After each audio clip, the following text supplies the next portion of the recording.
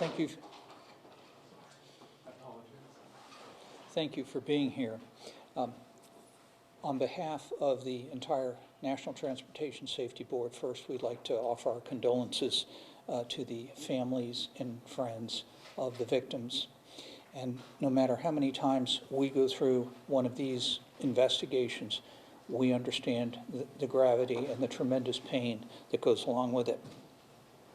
So here's what we know at this point.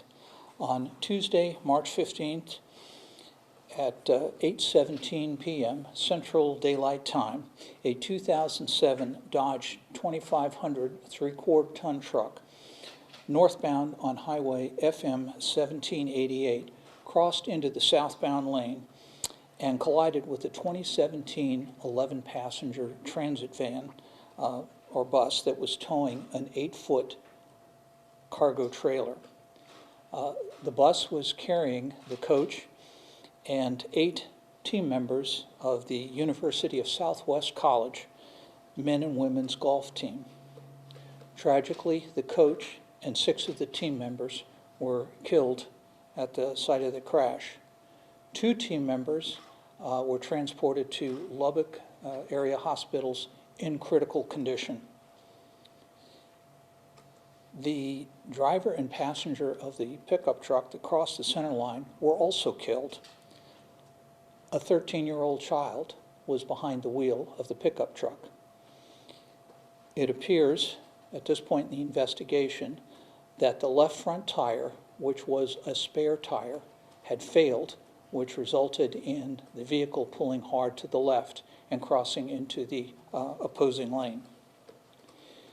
Now, National Transportation Safety Board is an independent agency, and our task is to investigate all types of transportation accidents, aviation, highway, marine, rail, and pipeline, to come up with the probable cause and to make recommendations to the regulatory agencies to prevent the recurrence.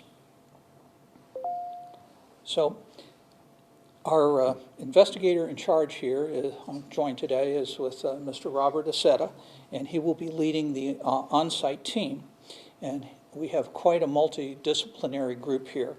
We have highway, survival factors, human performance, toxicology, vehicle performance, vehicle recorders, and we'll be looking at the licensing procedures of the drivers to see what their background is. We also have a member from our Transportation Disaster Assistance Unit that will be working with the families and helping them through this process. The team will be here for several days to gather perishable evidence and to interview any witnesses that may have been present to look at the crash. Our preliminary report will be available in 2 to 3 weeks, and we will take about 3 months to gather additional data, and then there will be an in-depth analysis of all of this. Final report and probable cause, somewhere between 12 and 18 months, and all of this will be available on the NTSB website.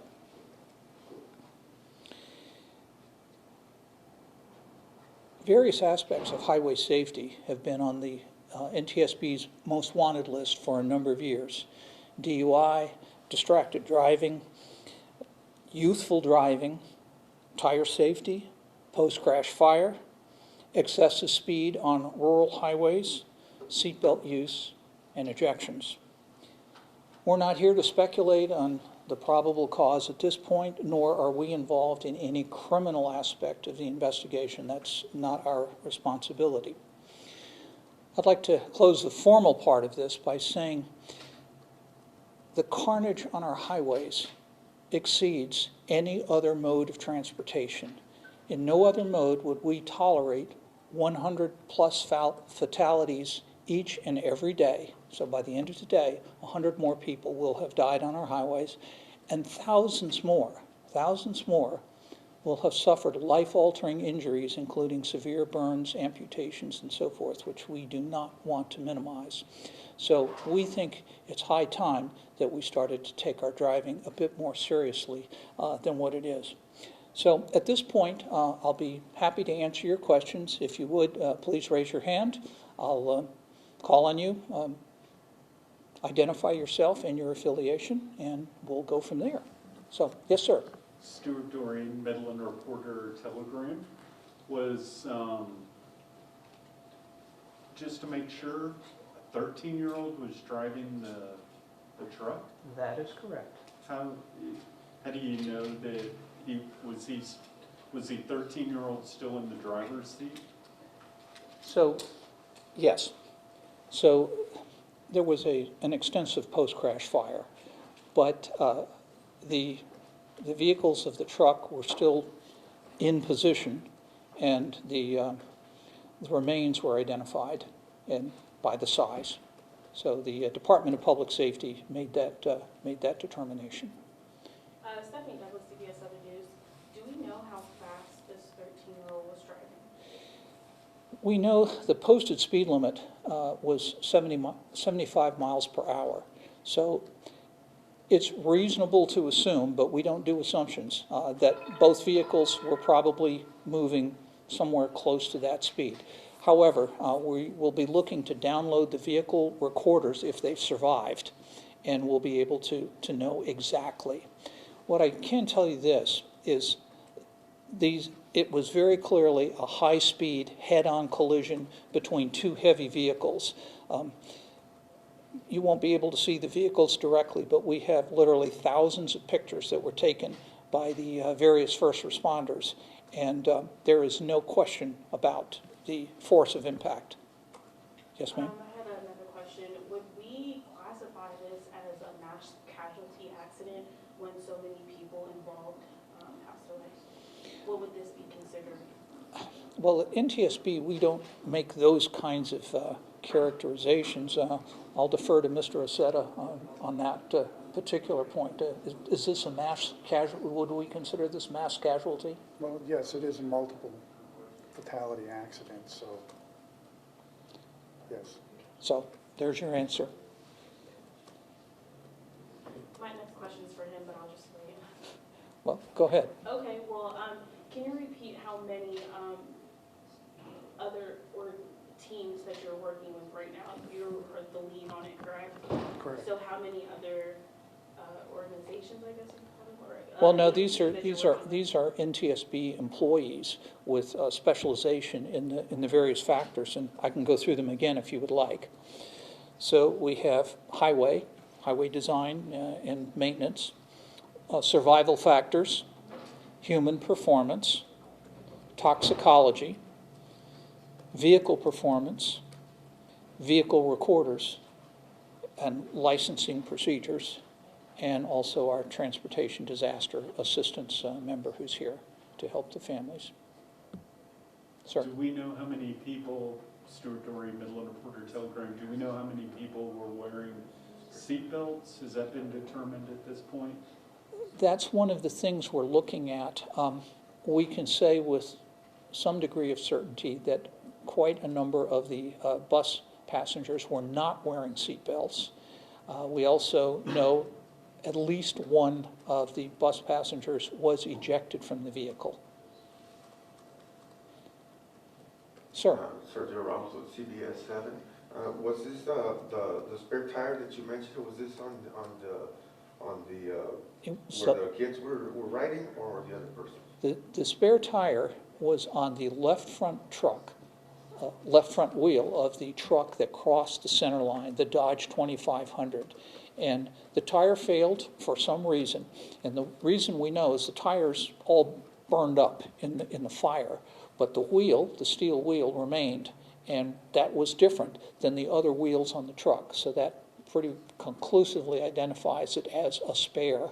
The tire failed, and that's what caused the vehicle to pull over. And there were what we refer to as witness marks on the road that showed that.